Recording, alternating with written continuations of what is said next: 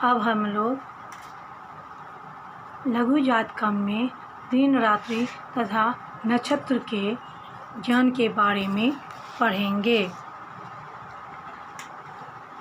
दिवारात्रि प्रसूतिं च नक्षत्रानयनं तथा सप्तसंख्येपि वर्गे तु नित्यमेवोपलक्ष्येत। अर्थात गुणित पिंड पर से दिन रात्रि नक्षत्र का ज्ञान करना चाहिए। 7 गुणित कला पिंड के जो अंक होते हैं उसमें 2 से भाग देकर 1 शेष से दिन और 0 बचे तो रात्रि में जन्म समझना चाहिए।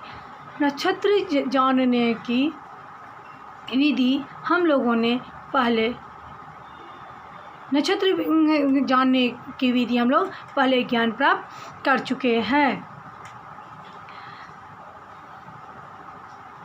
वेलामथा विलग्नं च होरामंसकमेव च पंचकेषु विजानीयान नष्ट जातक सिद्धये।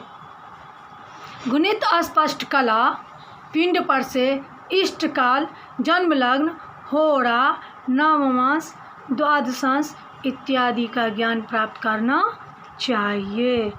5 गुणित कला पिंड के जो अंक होते हैं उनमें से पूर्व साधित यानी साधन किया हुआ साधन की भी विधि से यदि जन्म का समय आता है तो दिनमान, रात्रि के समय जन्म हो तो रात्रिमान से भाग देने पर जो शेष बचते हैं वह दिन का, जो रात्रि का समय बचते हैं वह रात्रि का इष्टकाल होते हैं। आए हुए इष्टकाल पर से जन्म लग्न, होरा इत्यादि का ज्ञान करके नष्ट जन्मांग बनाना चाहिए, ज्ञान प्राप्त करना चाहिए। पूर्व साधित स्फुट पिंड 66,063 हैं, अवलिक 20 हैं। इसको 10 से गुना कर 120 से भाग देते हैं तब 33 वर्ष 4 मास प्रश्नकर्ता की क्या होती है? आयु होती है।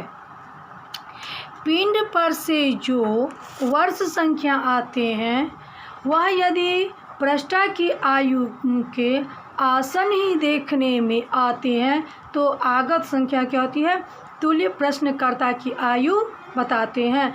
अन्यथा प्रश्नकर्ता के वयस्क से न्यून या अधिक मालूम होता है, उसमें न को तब जोड़ते हैं या घटाते हैं जब तक पृष्ठा के वयस्क तुल्य संभव नहीं हो जाता है। जन्मकालिक वर्ष मासादि से जातक के जीवन का फल क्या है? ऋषियों के द्वारा कहा गया है, देवताओं के द्वारा कहा गया है।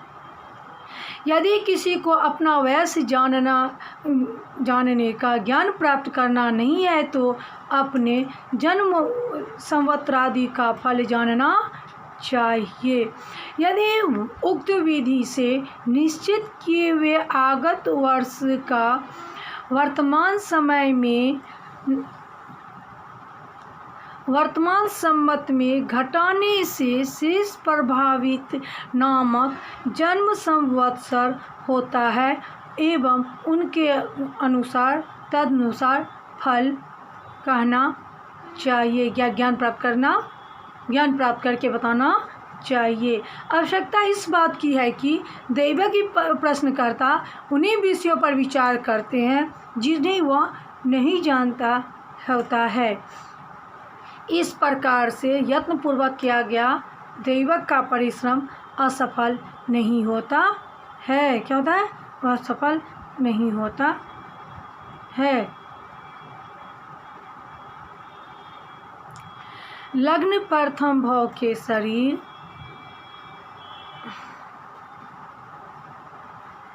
रंग, आयु, कीर्ति, स्थिति, स्वरूप, संपत्ति संबंधी सांगोपार पर विमर्श करना चाहिए। द्वितीय से धन सुख भोग सत्यता वाक्पटु दक्षिण नेत्र संबंधी विचार ज्ञान प्राप्त करना चाहिए। तृतीय से सौदर पराक्रम कंठ क्षुधा भूषण पात्रता आपत्रता का ज्ञान प्राप्त करना चाहिए। चतुर्थ भाव से माता वाहन बंधु राजसुख गृह मित्र बाहु संबंध विचार करना चाहिए।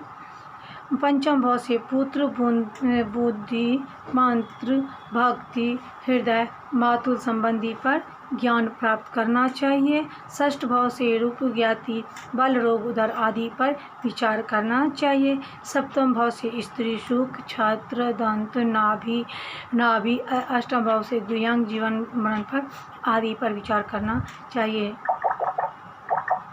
नक्षत्र भाव से दसम भाव से कीर्ति व्यापार आदि पर विचार करना चाहिए।